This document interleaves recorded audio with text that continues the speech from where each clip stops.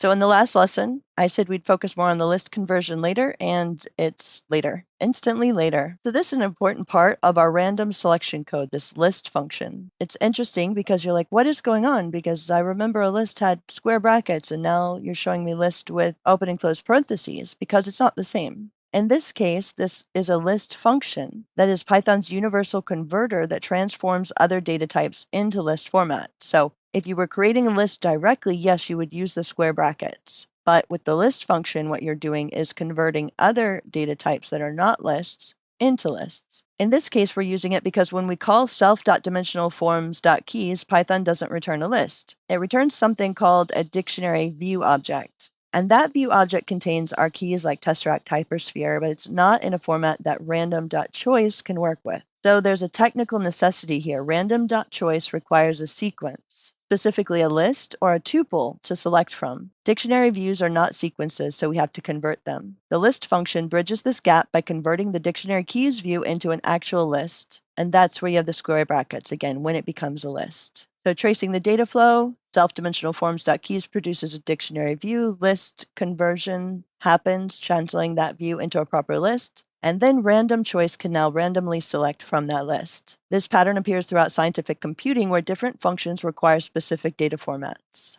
The list function acts as a universal adapter, making data compatible across different Python features. Without this conversion, our random selection would fail because random choice simply can't work with dictionary views.